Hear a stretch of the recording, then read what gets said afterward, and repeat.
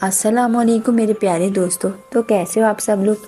امید کرتی ہوں آپ سب لوگ بالکل خیریت سے ہوں گے۔ تو پیارے دوستو، اگر آپ کو ہماری کہانیاں پسند آئے تو ہمارے چینل کو سبسکرائب کرنا اور ہماری ویڈیو کو لائک کرنا نہ بھولیے گا۔ تو پیارے بچوں، ایک شیر کے بچے کو دنیا دیکھنے کا شوق ہوا۔ اس نے اپنے باپ سے اجازت چاہی تو شیر نے اسے یہ کہہ کر رخصت کیا: میرے پیارے بیٹے، انسان ایک بہت خطرناک اور چالاک مخلوق ہے، اس سے بچ کر رہنا۔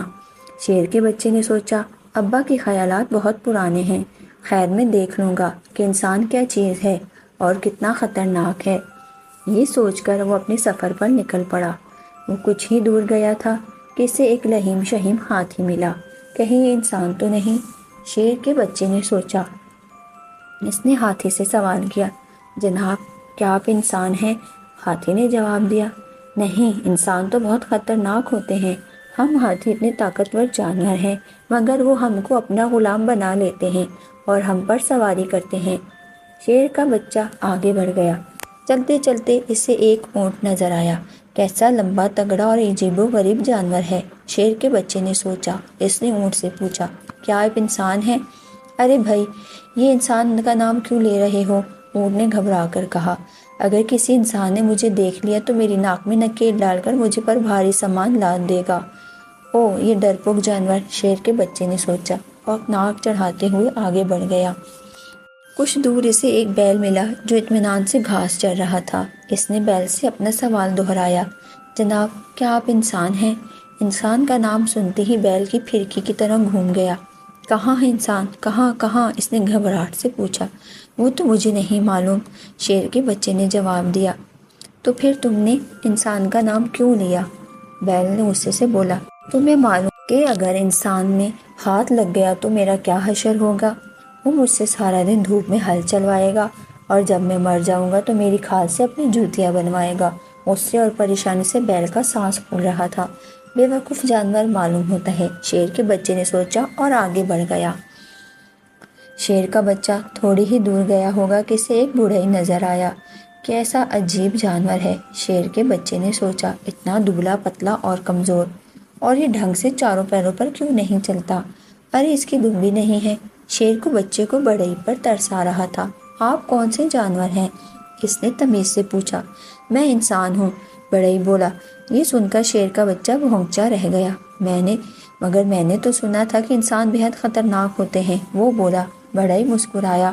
ہم انسان کسی کو تکلیف تو نہیں پہنچاتے، مگر ہاں، ہم اتنے ذہین ہیں اور ہمیں اتنے کرتب آتے ہیں کہ ہم جانوروں کو ہمارے بارے میں غلط فہمی ہو گئی ہے، بڑھئی نے نرمے سے بولا۔ کہو تو میں تمہیں اپنا ایک کرتب دکھاؤں؟ شیر کا بچہ کرتب دیکھنے پر فوری راضی ہو گیا۔ بڑھئی نے اپنی آری اٹھائی اور درخت سے ایک مضبوط شاخ کاٹ لی۔ پھر اس نے شاخ کو ایک طرف سے چیرا اور چیرتے ہوئے دونوں حصوں کے بیچ میں سے تھوڑی تھوڑی لکڑی کاٹ کر ایک سوراخ بنا لیا۔ اپنا سر اس سوراخ میں ڈالو، بڑھئی نے کہا۔ کرتب دیکھنے کے شوق میں شیر کے بچے نے جھٹ اپنا سر سوراخ میں ڈال دیا۔ بڑھئی نے پھرتی سے شاخ کے چیرے ہوئے دونوں حصوں کو ساتھ میں لایا اور میں کیل ٹھونک دی۔ اس طرح شیر کے بچے کا سر لکڑی کے بیچ میں سوراخ میں پھنس گیا۔ پھر بڑھئی نے لکڑی کو درخت کے ایک مضبوط شاخ کے ساتھ جوڑ دیا اور اپنی اوزار اٹھا کر وہاں سے چل دیا۔